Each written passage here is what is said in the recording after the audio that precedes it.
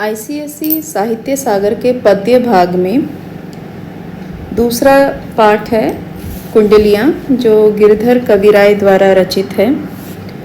ये नीति परक कुंडलियाँ हैं। नीति परक का अर्थ है बच्चों जो वैल्यूज़ पर बेस्ड है। पहली कुंडली मैं पढ़कर सुना रही हूँ, ध्यान से सुनिएगा। लाठी में गुण बहुत हैं, सदा राखिए संग, गहरी नदी नारी जहाँ, तहाँ बचावे अंग।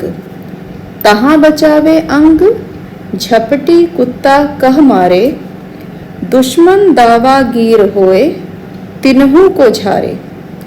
कह गिरधर कविराय, सुनो हो धूर के बाठी, सब हथियारन छाड़ी, हाथ में लीजिए लाठी। ये जो पहली कुंडली है बच्चों, इसमें लाठी की उपयोगिता बताई गई है। गिरधर कविराय के समय यात्रा जो है वो पैदल की जाती थी और यात्रियों के लिए लाठी का क्या महत्व है यही बताया गया है। तो गिरधर कवि कहते हैं कि लाठी में बहुत गुण हैं, इसलिए हमेशा यात्रा के दौरान लाठी जो है वो साथ रखनी चाहिए। ठीक है। गहरी नदी नारी जहाँ, तहाँ बचावे अंग। यहाँ कुछ शब्दों के अर्थ आप पहले लिख लीजिए। जैसे संग का अर्थ है साथ, सदा का अर्थ हो जाएगा हमेशा। ठीक है। गहरी, गहरी का अर्थ है गड्ढा। ठीक है। गड्ढा यानी जो पिट होते हैं जो मार्ग में आ जाते हैं। नदी, नदी यहाँ गहरी नदी की बात नहीं की जा रही है। नदी यानी जो मार्ग में जो कम गहराई वाली जो नदी होती है वो। नारी का अर्थ बच्चों, नारी का अर्थ यहाँ स्त्री से नहीं है, नारी का अर्थ है यहाँ नाली।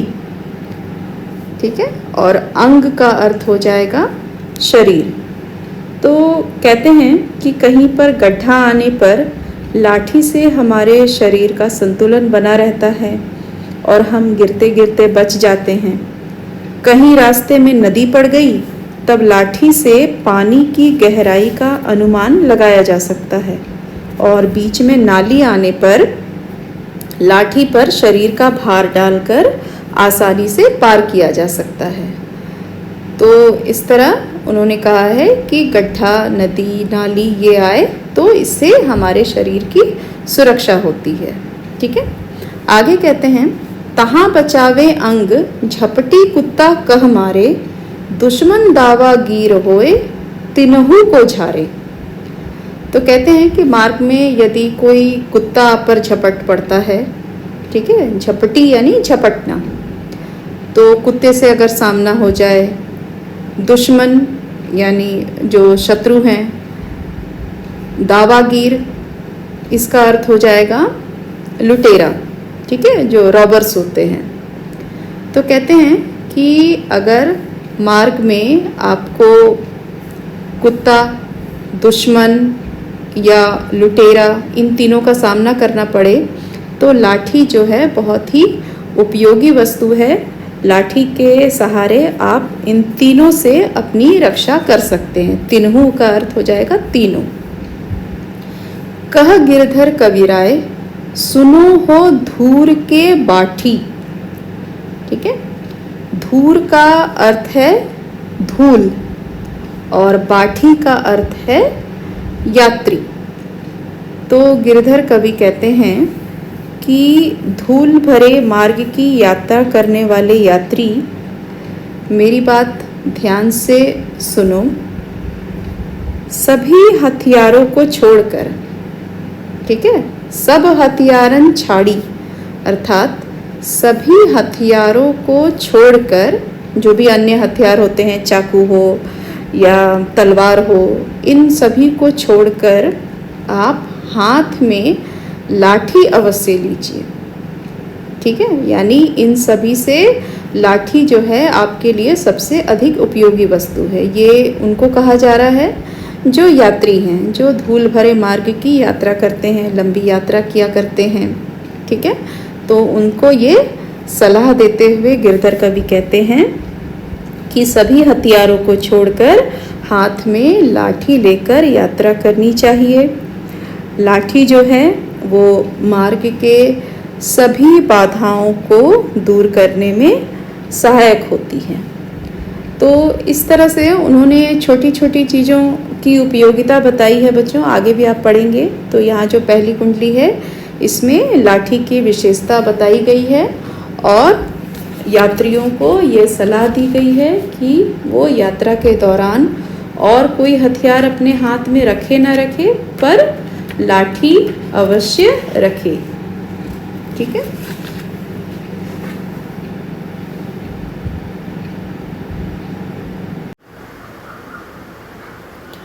कमरी थोरे दाम की बहुते आवे काम, खासा मलमल वाफ्ता उनकर राखे मान।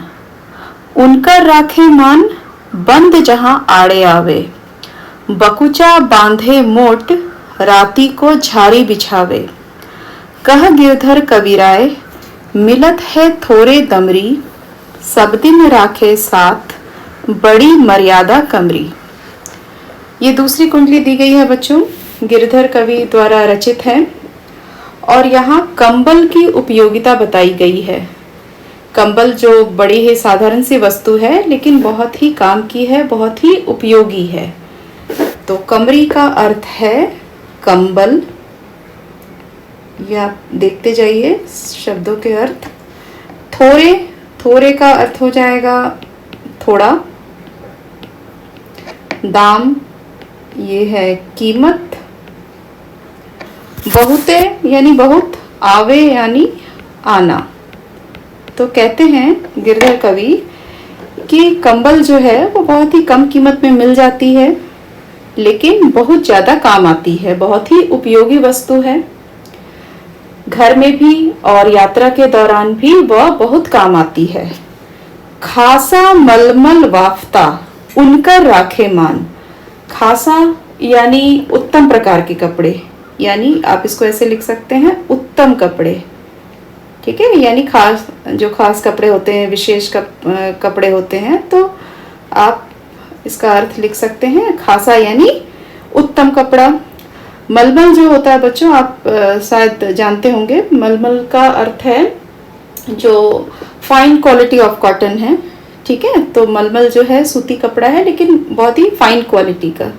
और वाफ्ता, वाफ्ता का अर्थ हो जाएगा, इसका अर्थ हो जाएगा महंगा कपड़ा, महंगा कपड़ा। तो उनकर राखे मान, तो इन तीनों का यानी खासा, मलमल और वाफ्ता, तो जो भी खास कपड़े होते हैं, अच्छे कपड़े होते हैं, महंगे कपड़े होते हैं, उनको भी बचाकर रखने का काम कंबल करती है। कंबल में उनको लपेट कर रखा जा सकता है। ठीक है, राखे यानी रखना और मान यानी सम्मान, इज्जत। ठीक है, तो इनका मान बनाए रखती है। यदि कपड़े फट जाते हैं यात्रा के दौरान, कंबल से उनको ढका जा सकता है, ओढ़ा जा सकता है। ठीक है, और कपड़ों को, इन कपड़ों को, जो महंगे कपड़े होते हैं, उत्तम कपड़े होते हैं, कंबल में लपेटकर उनको सुरक्षित भी रखा जा सकता है। तो इस प्रकार ये इन कपड़ों का सम्मान बनाए रखती है। खासा मलमल वाफ्ता उनकर राखे मान। कहते हैं उनकर राखे मान बंद जहां आड़े आवे। बंद का अर्थ यहाँ पर क्लोज या वो नहीं है, यहाँ बंद का अर्थ है मुसीबत। ठीक है, जहां कोई बाधा आए। बंद जहां आड़े आवे, आड़े आना का मतलब हो जाएगा सामने आना। ठीक है, आड़े का अर्थ हो जाएगा आपके सामने अगर कोई मुसीबत आ जाए या अड़ जाए। ठीक है, तो ऐसे समय में भी ये कंबल आपकी रक्षा करती है। यानी किस प्रकार की मुसीबत? यात्रा के दौरान, जैसे मैंने पहले बोला, यात्रा के दौरान यदि इस प्रकार के कपड़े जो बहुत अच्छे होते हैं फट जाते हैं, किसी प्रकार से गंदे हो जाते हैं, तो उनसे उनको आप कंबल के द्वारा सुरक्षित रख सकते हैं। ठीक है, बकुचा बांधे मोट राती को झाड़ी बिछावे। तो यात्रियों के लिए ही ये बात कही गई है कि जैसे पहले वाली कुंडली में कही गई थी कि लाठी को हमेशा साथ रखिए, वैसे ही कंबल भी साथ में रखने की सलाह दी जा रही है। बकुचा का अर्थ होता है बच्चों गठरी। ठीक है, गठरी, गठरी यानी बंडल। ठीक है, बंडल बनाया जा सकता है, कपड़ों को इसमें बांधा जा सकता है। मोट का अर्थ भी इसका भी अर्थ गठरी ही होगा। आप एक काम कीजिए, बकुचा को आप लिख सकते हैं छोटी गठरी। ठीक है, आपने देखा होगा कि जो यात्री होते हैं वो लाठी में एक किनारे में कपड़ों को लपेट करके गठरी बांध करके कंधे पे टांग करके लेके जाते हैं। ठीक है, राती को झाड़ी बिछावे, यानी रात को इसे झाड़ी बिछावे, यानी इसे झाड़ कर बिछाया भी जा सकता है, इस पर सोया भी जा सकता है, झाड़ कर बिछा करके इस पर सोया भी जा सकता है। तो कहा जा रहा है कि बकुचा बांधे मोट राती को झाड़ी बिछावे, यानी इसमें गठरी बना करके सामान को रखा भी जा सकता है और रात को झाड़कर इसे बिछाया भी जा सकता है। इस तरह अनेक प्रकार से कंबल की उपयोगिता बताई जा रही है। कह गिरधर कविराय मिलत है थोड़े दमरी। तो गिरधर कवि कहते हैं कि ये जो कंबल है, ये जो कमरी है, बहुत ही कम कीमत में मिल जाती है। थोड़े का अर्थ मैंने पहले लिख दिया है। दमरी का अर्थ होता है 1 पैसे का 8वां भाग। 1 पैसे का 8वां भाग, आप कह सकते हैं a very low denomination coin. ठीक है, अब नहीं चलता है, लेकिन एक समय में ये सारे कॉइन्स चलते थे। तो दमरी का अर्थ होगा 1 पैसे का 8वां भाग। सब दिन राखे साथ बड़ी मर्यादा कमरी, इसीलिए कहा गया है, ये सलाह दी गई है कि कंबल को हमेशा साथ में रखें। ये मर्यादा कमरी है, यानी सम्मान को बचाने वाली है। ये प्रश्न भी आता है बच्चों कि इसे मर्यादा कमरी क्यों कहा जाता है। मर्यादा का अर्थ है सम्मान बचाने वाली।